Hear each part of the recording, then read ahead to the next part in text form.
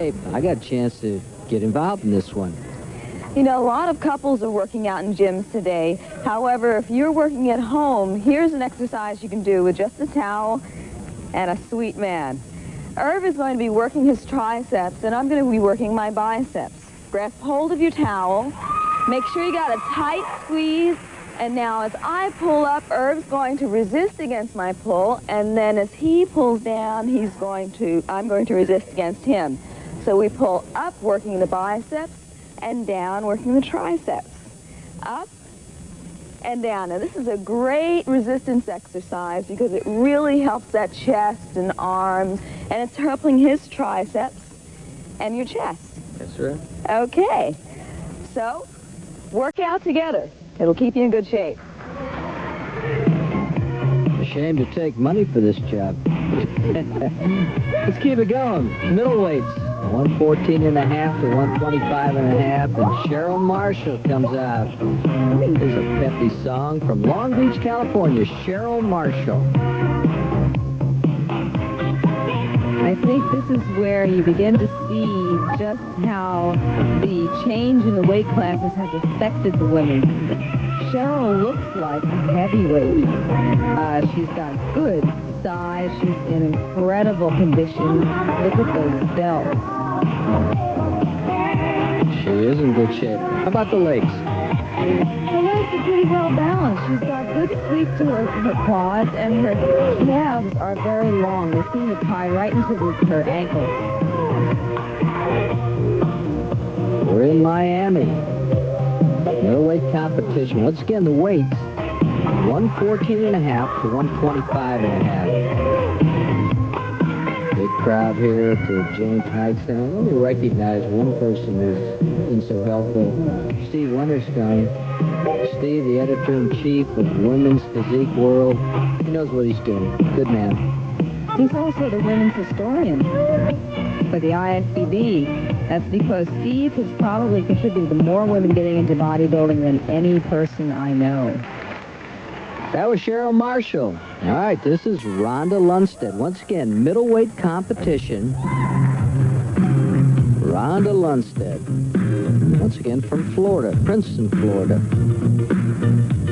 For those women out there who seem to think that bodybuilding is only for the young and those who are childless, Rhonda has children. She's married, and she maintains an incredible schedule between her training, taking care of the kids, the home, and competing. Those shoulders, the arms. She's in good shape. Last time, or I should say, the first time I ever met Rhonda was at the Super Bowl of Strength, where women compete in a variety of strength feats. She was incredible, absolutely incredible. Rhonda Lundstedt from the state of Florida. Really impressed with that upper body, though. Good back. Rhonda's pretty balanced overall. She's a little weak on the outside of the quadriceps as opposed to her upper body. Her calves are very long. She could stand more lower body size, but for the caliber of competition she's against right now, she's right in there.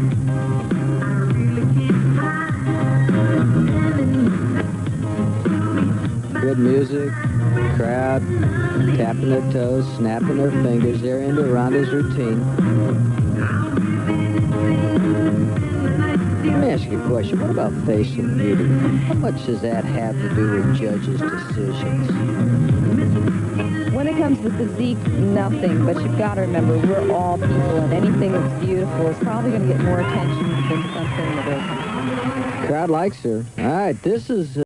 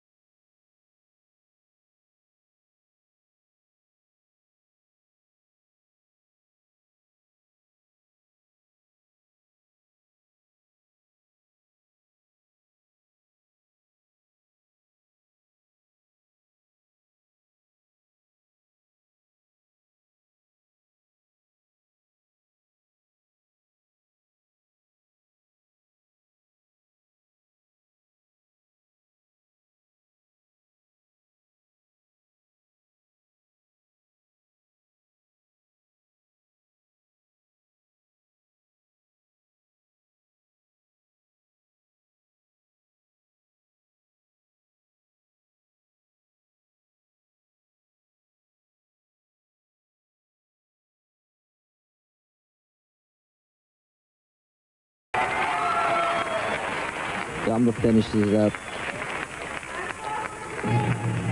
Velma, that was a wonderful routine. I mean, you're the first person I've seen that's actually played the audience. How does that feel when you get that reaction? I love it. I love entertaining the audience. I enjoy myself on stage. I just enjoy what I'm doing. I love what it's bodybuilding. Velma, you've come down in weight. Do you think that's helped you this year? I don't know if it has or not. This is a tougher weight class this year. I don't know which is harder, dealing with the big women or dealing with the super cut, ripped, looking good women. I only had to drop a pound and a quarter really on down from last year, so it was to my favor to go on down to the lighter weight class. I felt like. Velma Buckles.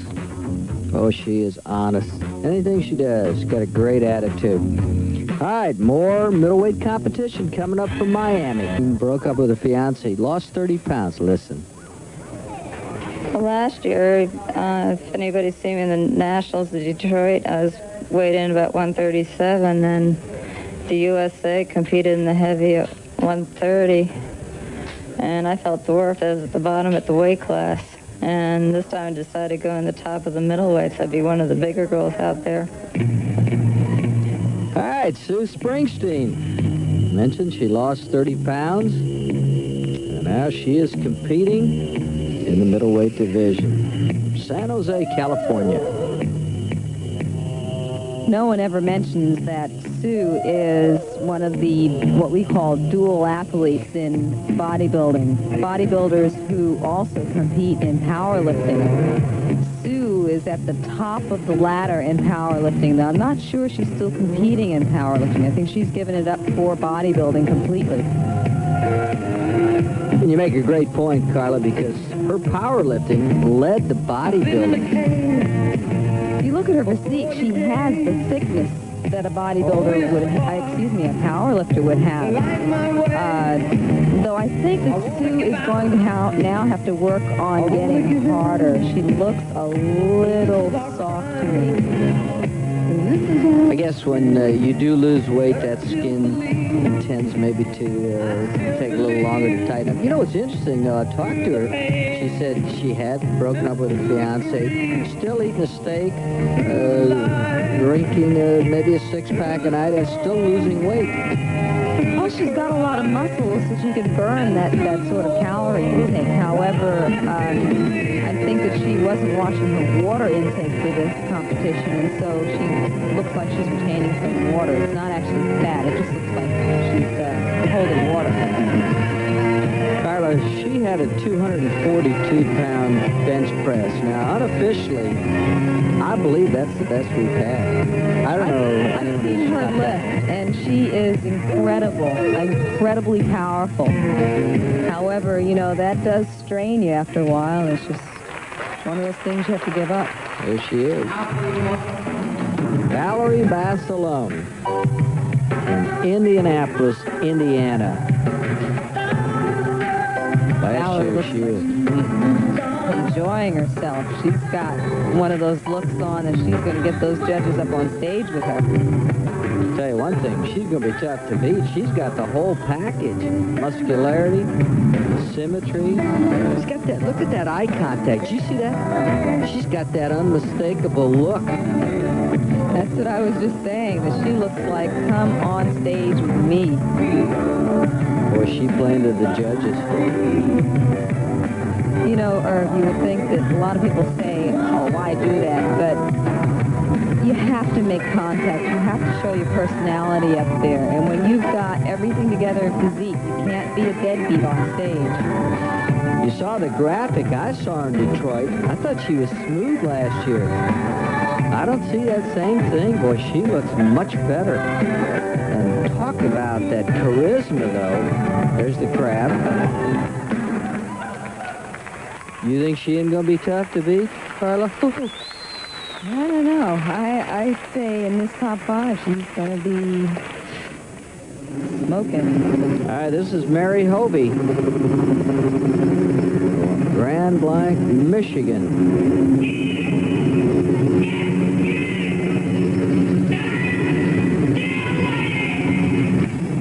You know, it interesting. Barcelona went very short. A lot of the women go as much as 3 minutes. Is there a time limit? Does it hurt them going less or more? Technically, there is a time limit of 1.5 minutes, 90 seconds.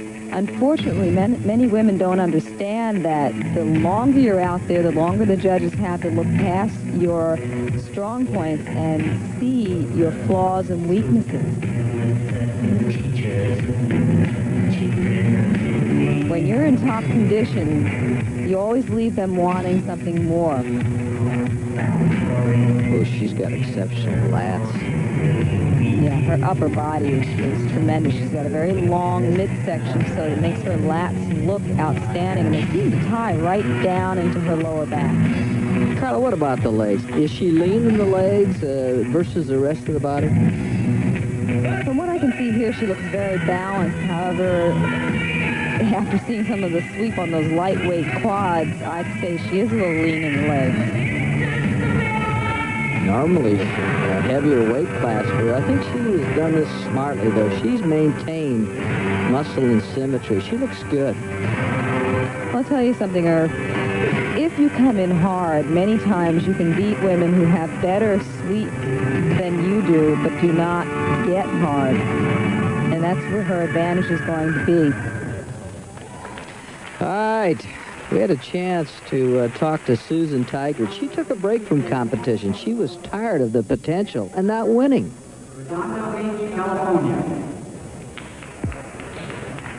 I took a break because I was entering contests at a lower body weight than I am now. And I think for about 3 years I was the girl with the most potential. And I decided I didn't want potential anymore. I wanted to be there.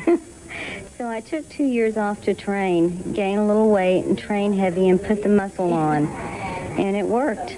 It worked real well for me. Going to be interested to see what the judges think. I got a chance to watch her a little this morning.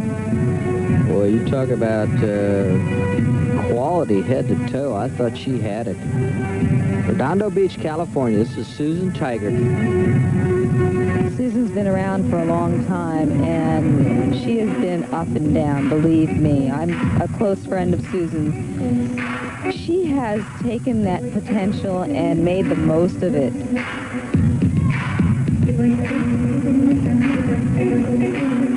I would say of all the competitors I've ever seen in this sport, there have only been less than a handful that have what I call professional potential. Look at her quads. That overall package is eye-catching. She looks great. She's an extremely sexy mover, and I don't mean to push sex as anything in the sport, but it's true. If you can move on stage, it is a definite plus. Somebody was talking this morning, and I'm really not familiar with the lady, Juliette Bergman. Compared it with Juliette Bergman, maybe you can comment. I'm not, I don't know. I can understand why they did, because Susan and Juliette share an almost unshakable balance in physique. The kind of balance that no matter how cut or uncut you are, it just slaps you in the face.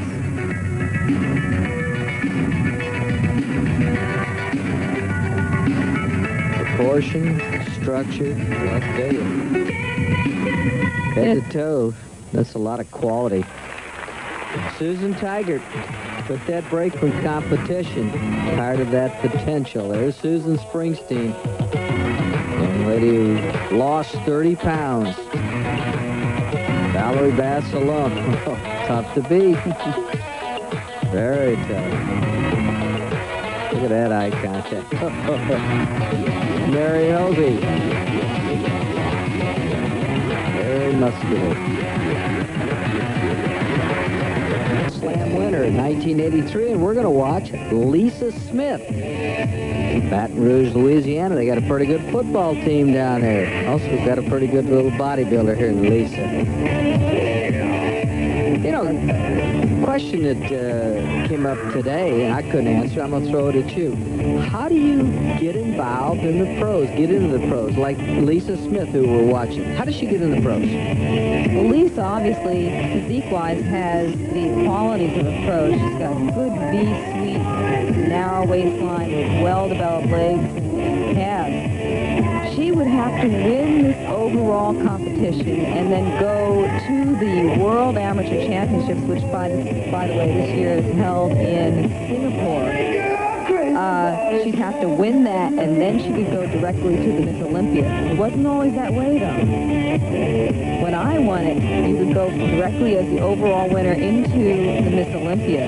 Now they've changed it so there's more of a lead time, because a lot of these women were hitting the American Championships or the Nationals, then going to the World, and then having to compete in the Olympia, and they were burned out by then. How about Lisa's overall package? She has no weaknesses. I would put her on the same par as Susan Tigert, who was on the other class. Only thing is I would say she could be a little harder in the legs, but she's really well developed. Everything seems to be evenly developed. She's got good symmetry and balance.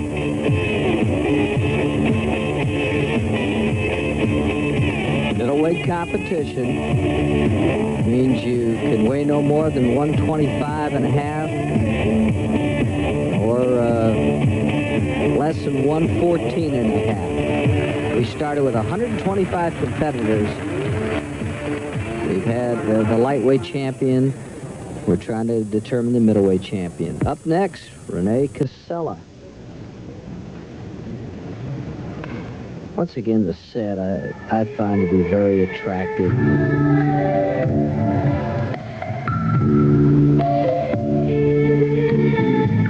Oakland, California. I think we talked a little bit about this off the air.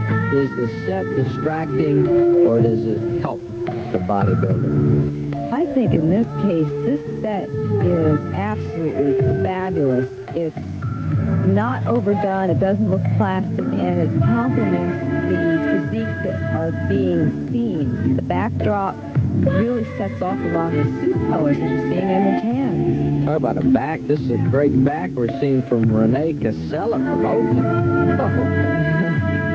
Now, remember what I said about our previous Lisa Smith.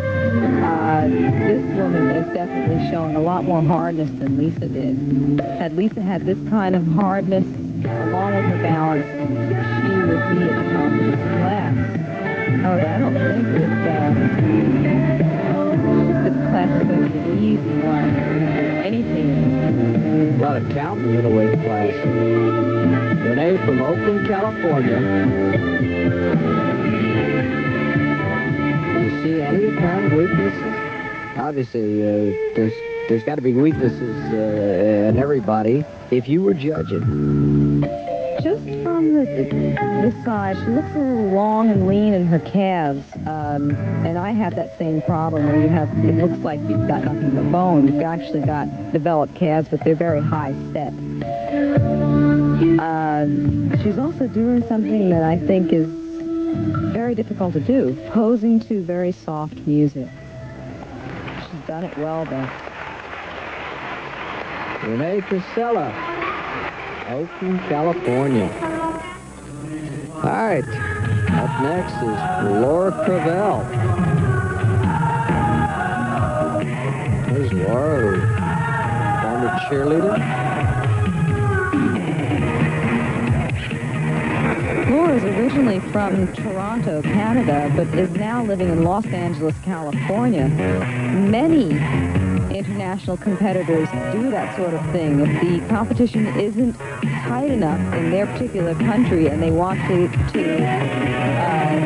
excel, they move to the United States and gain their citizenship and compete.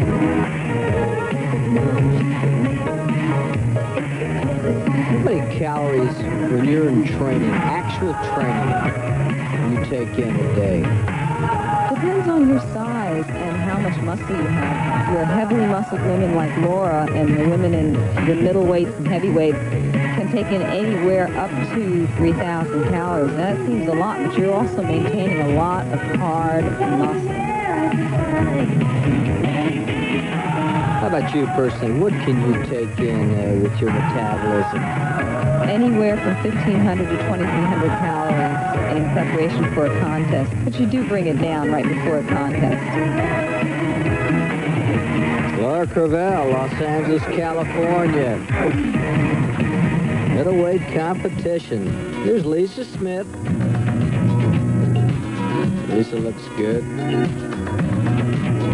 And Casella, Renee Casella.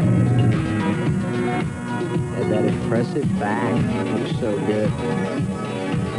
All right, we're ready for the pose down as we determine who the middleweight champion will be. 1986 NPC Women's Bodybuilding Championship.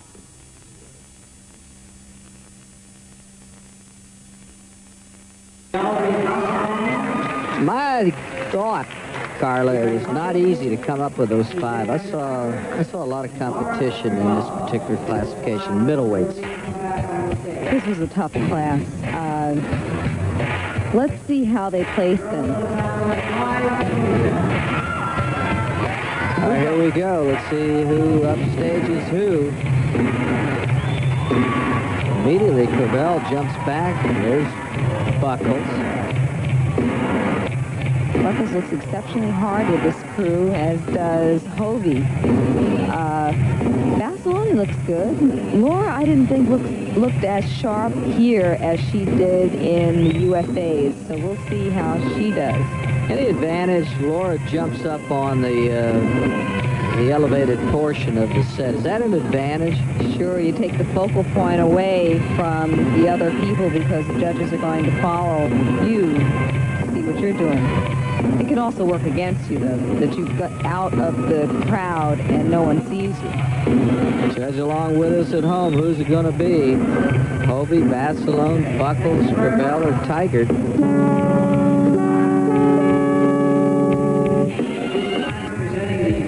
A little cotton mouth right now, I would imagine, Carla. Oh, for sure. This is the worst part of it. Our PA announcer is Peter Potter, and we'll try and pick that up as soon as he is ready to do his thing. They'll start with the 5th place winner. Middleweight division, once again, 114.5 to 125.5. And they just about ready. Peter Potter, our PA announcer. Let's see if we can pick him up now as we're ready for our judge's decision. The 5th place goes to Suzanne Tiger. So, Suzanne, please step forward. Oh, I think that was a bad call. I have to agree with the audience there. The 4th Bad place call. to Laura Criaval. Laura Cravell in 4th place. Laura can use some 3rd work on the place calves. to number 44, Velma Buckles. So it comes down to Hovey and Barcelona. And now we're down to just 2 competitors. The runner-up, Mary Hovey, and the winner of the middleweight class. Okay, first let's get Mary her trophy. And the winner, number 49, Valerie Barcelona. Barcelona showed that hardness and Presented that by John Carl Meade. sultry look. She did have that unmistakable look about her. I thought the eye contact was sensational. There's the promoter, John Carl Meade. And here's our winner of the middleweight competition, Valerie Barcelona. Last year, contender in Detroit, was a little smooth last year. Boy, not this year. I'm sorry if I have to say that I disagree with Tigert in 5th place. I like Tiger very much. I just thought there was quality head to toe. Look at the eye contact. Here's your winner. She's really playing into those judges. She's in shape, she's hard, and she's going to represent the U.S. in Singapore. I'm looking good, and I know it. All right, we'll be back. We're going to talk with this young lady right after this.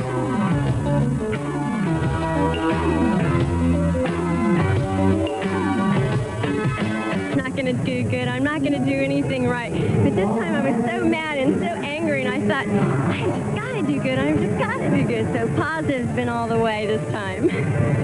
Well, you really put on something super sultry and wonderful out there. Do you think they really appreciated that helped you? I hope so. Sometimes you wonder how much plays in the role when you're up there on the stage, but I felt like, you know, I wanted it, and I just thought, I'm going to go out and grab it no matter what. Truly the power of positive thinking, eh? Will you come down in a year or so? Wow, no, I don't want to come down. Congratulations. Thank you very much. Carla, I guess there's no need to come down. Why should she? She had a good time. She did the job. Vassaloni combined the hardness and overall balance to take this class. However, I thought that Tigert should have been up in third, but it's a tough way to go when you've got so many good women to judge. All right, coming up next, the heavyweights. Stick with us.